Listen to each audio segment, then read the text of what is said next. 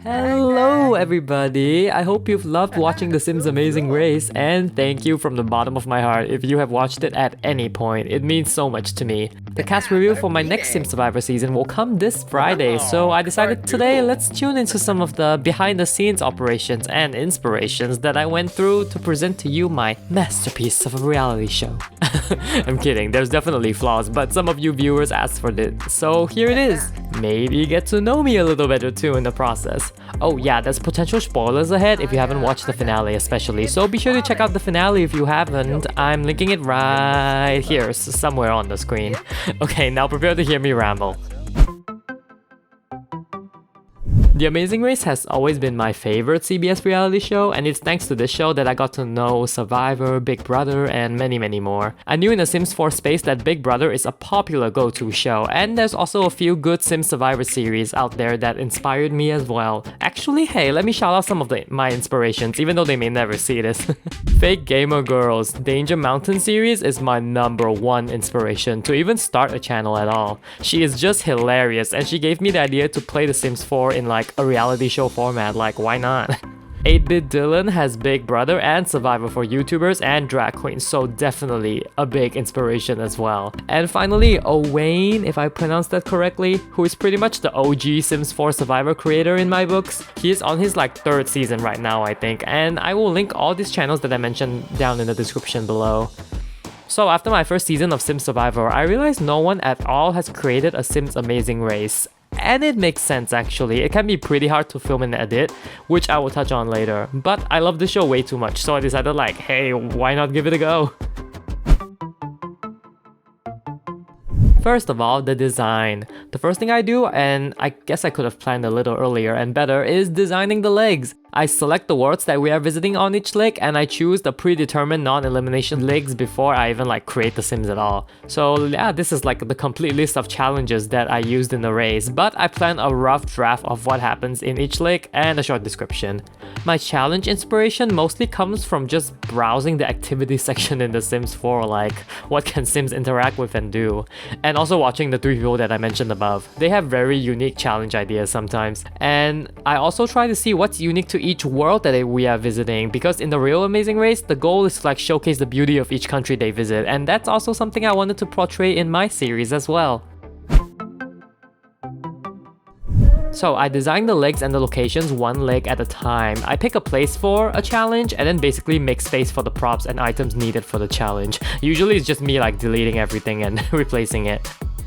And I also changed the lot type to generic for most of the locations so that no one visits and no one bothers the racers. Unless I need people like in Salvadorada, or I just want to make the place livelier like in San Myshuno.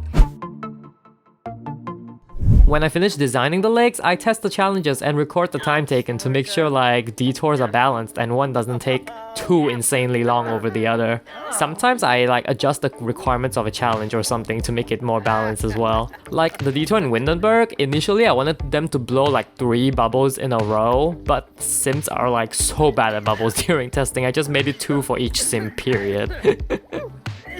Also, funny fact, besides the first leg, I usually use the eliminated teams to test the legs.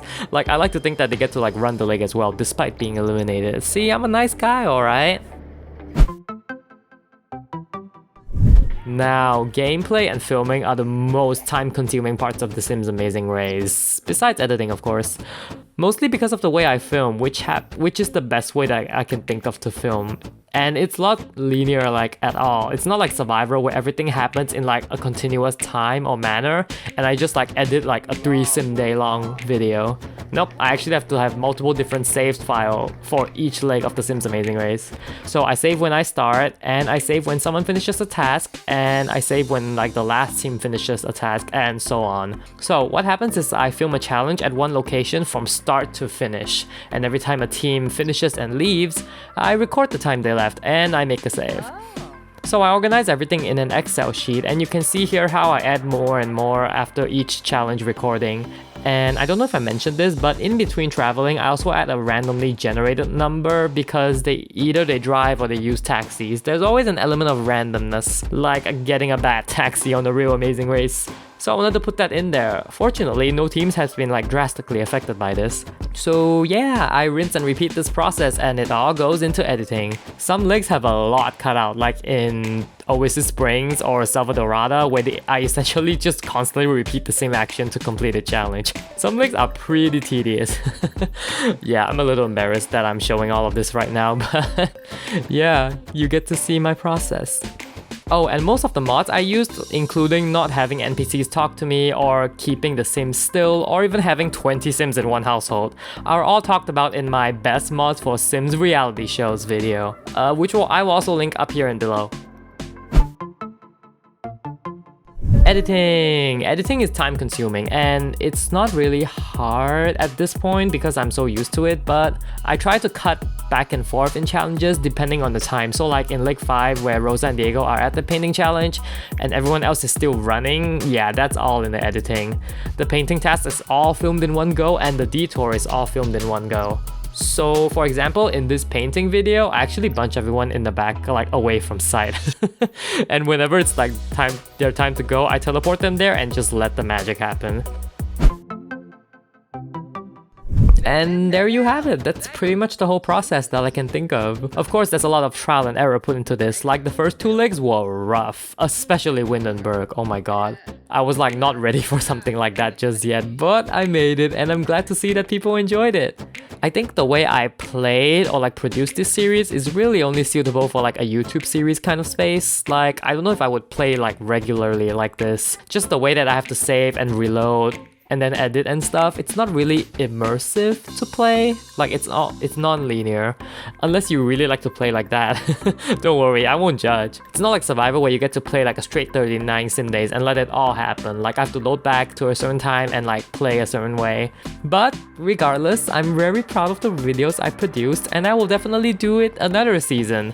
And I don't think anybody else has done such a thing before in The Sims 4, so I'm already kinda special in that manner. Thank you so much for watching and hearing me ramble. If you have any more questions for me, just pop them down in the comments below. Sim Survivor's cast review is coming this Friday again, so stay tuned for that. And I hope you have a great weekend ahead and be sure to take good care of yourselves. See you soon!